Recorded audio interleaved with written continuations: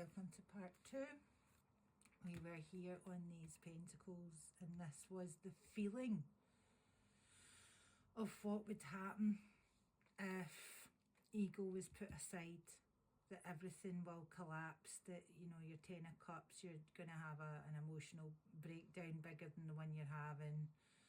The 2 of swords is the negative judgment of others. The 10 of pentacles is your money going out the window.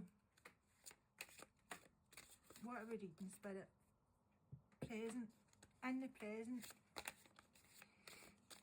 Present to near future. Okay. Because it's all about the causes we make, where things go. So,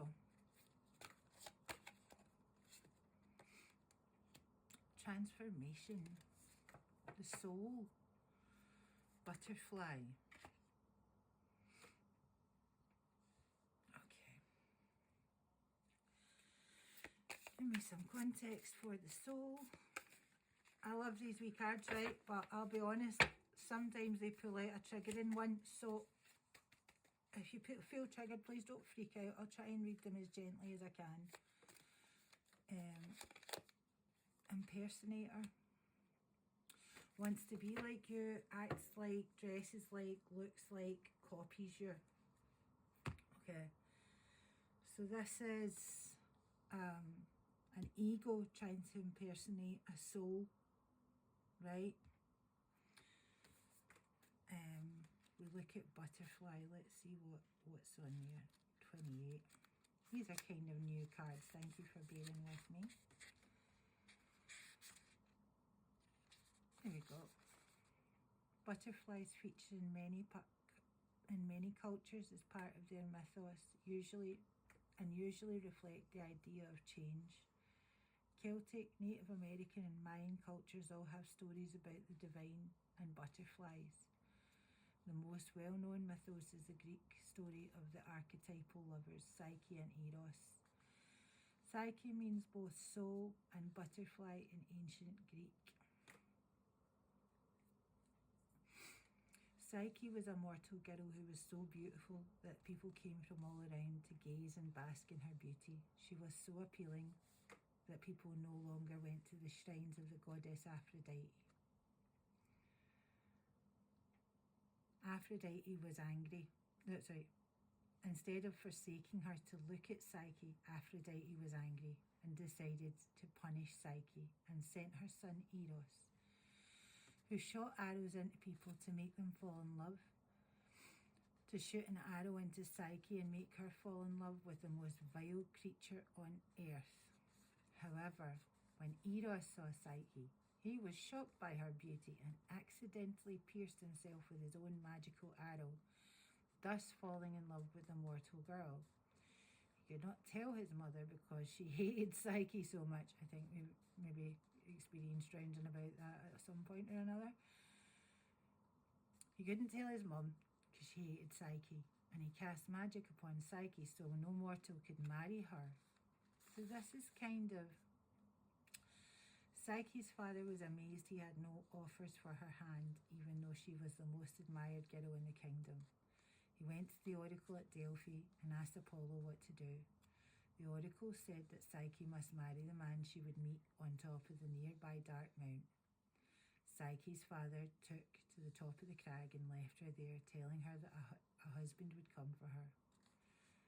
Psyche was terrified, and she thought she'd been left to die there alone and unwanted. And then a wind stirred her hair, and a melodious voice said to her, "Come with me, my love, and I will take you home. You will be happy, but you may not see me." Psyche was swept away and soon found herself in a royal palace with beautiful food and a husband whom she could not see, but felt as pure love. And all this was hers forever. Okay, so what's the point here? Show me the part in the story that's the actual issue. Psyche's father was amazed he had no offers for her hand.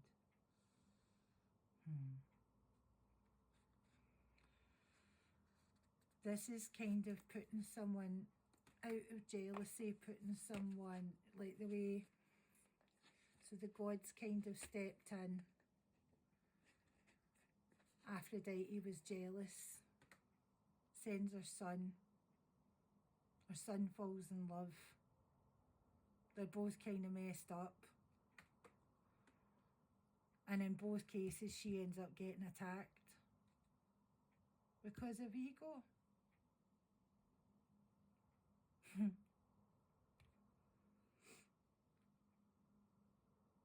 Wants to be you, act like, dresses like, looks like, copies you. Because people wanting to be like you out of ego. Okay, tell me more, Spirit.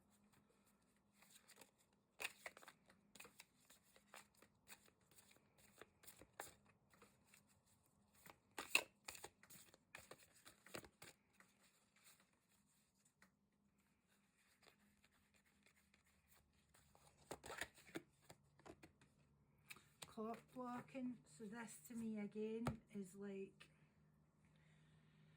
trying to get in the way of other people doing well, right? It's not necessarily a guy thing. This woman can get up to this as well. Okay, let's have a wee look at our Celtic queens.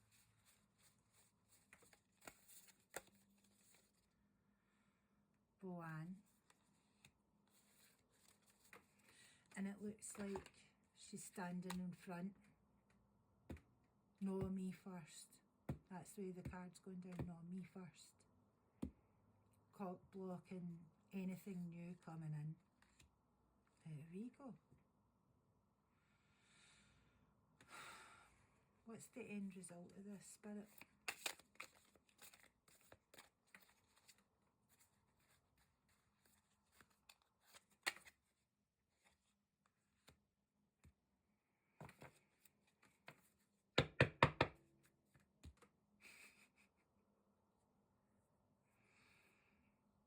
This is like a bad relationship, isn't it? Because it's all done out of love. It's all done out of like... It's not just ego, right? It's like jealousy or lust. And that's what's standing in front of everything moving forward.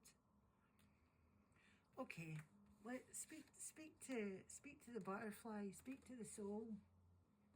What can be done about this to help the soul evolve? Because this just seems like it's a bit intense. Oh wow, look, see there's Danu, the High Priestess. Hey, look! Snap! Okay, I'm going to read Danu. A wee commercial break here. There we are.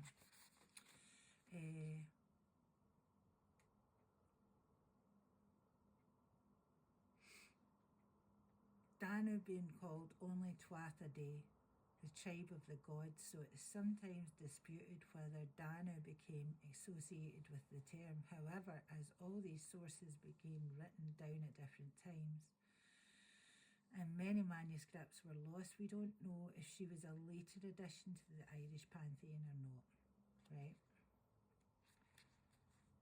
Danu calls you to learn, to stand up and find your own way, and to know you are held by the love of those who came before you. Very true.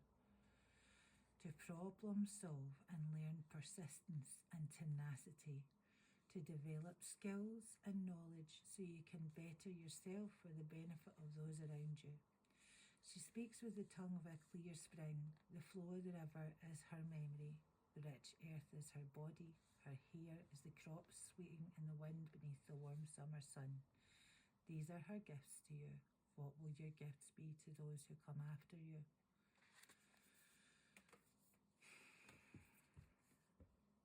So, first of all, you must be persistent. This is a curse that must be broken. I'm looking at her, and while she looks sort of enraged and lustful and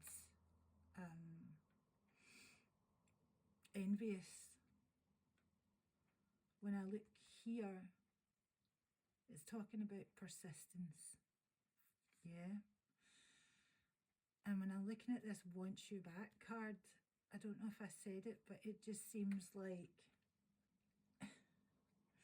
it all comes from a place of really needing to be loved.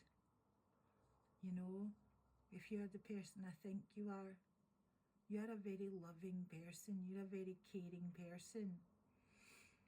And this furious behaviour, this rage, this vengeance, it comes from a place of deep, deep, deep unlovedness. And that takes us back to this. This is the state here. This is the actual true, what is hidden. And it's this constant fear of judgment, bad judgment, poor judgment, the fear of a broken family, things being destroyed, and the fear of poverty. We can't take their fears away, but there is a degree of persistence that can be had. Now let me check the time. Okay, come back for part 3 if you enjoyed this part of the reading.